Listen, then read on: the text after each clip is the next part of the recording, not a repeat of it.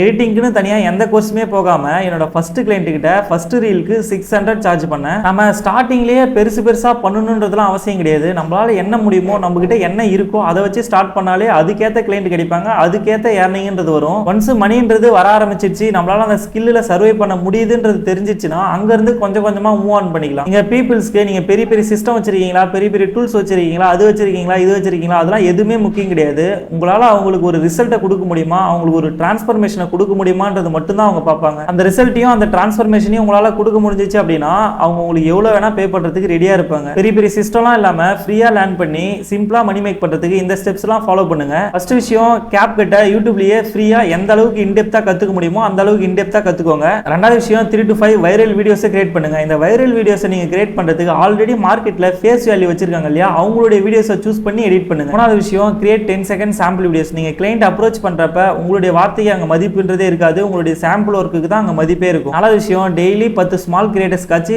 Gold டிஎம்ஸோ இல்லை gold மெயில்ஸோ பண்ணுங்க. அஞ்சாவது விஷயம், நீங்கள் ஃப்ரீ எடிட் பண்ணி கொடுத்தாலும் சரி இல்லை லோ காஸ்ட்ல எடிட் பண்ணி கொடுத்தாலும் சரி, நீங்கள் பெட்டராக எடிட் பண்ணி கொடுக்கணும். அப்போதான் வந்துட்டு உங்களுக்கு பெட்டரான டெஸ்டிமோனியல் கிடைக்கும். ஆறாவது விஷயம், இந்த டெஸ்டிமோனியலை வச்சு இப்போ நீங்கள் ஹை பேயிங் கிளைண்ட்டை அப்ரோச் பண்ணலாம். ஏன் அப்படின்னா ஆல்ரெடி உங்களுக்கு சாம்பிள் ஒர்க்கும் இருக்குது, ஆல்ரெடி கிளைண்ட் கிட்ட ஒர்க் பண்ண எக்ஸ்பீரியன்ஸும் இருக்குது. ஸோ இப்போ நீங்கள் பெரிய கிளைண்ட் அப்ரோச் பண்ணுறப்ப ஈஸியாக கன்வெர்ட்ன்றதை பண்ண முடியும்.